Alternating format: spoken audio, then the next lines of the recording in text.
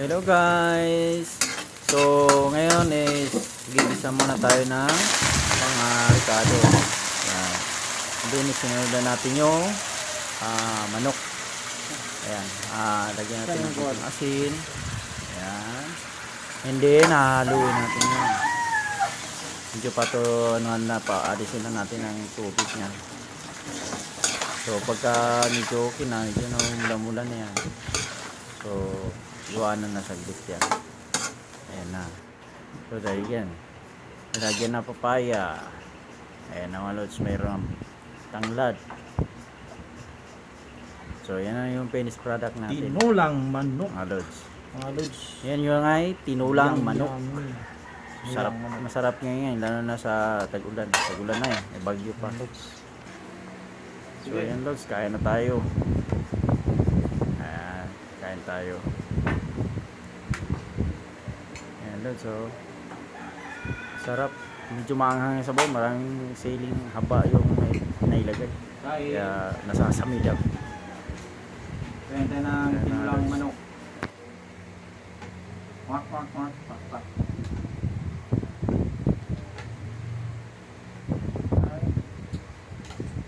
Nakaluha ng papaya.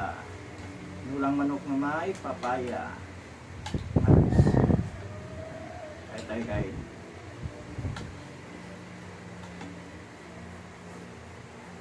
Wow, sarap. Anghang.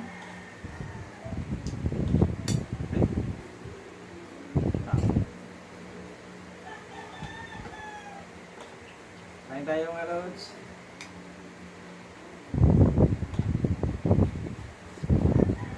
Oh, sarap.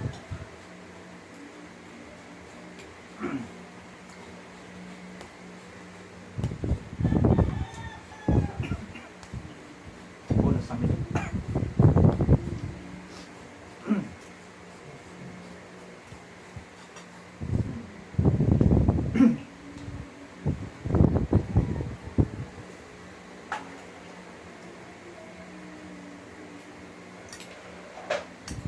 Tinulang manok.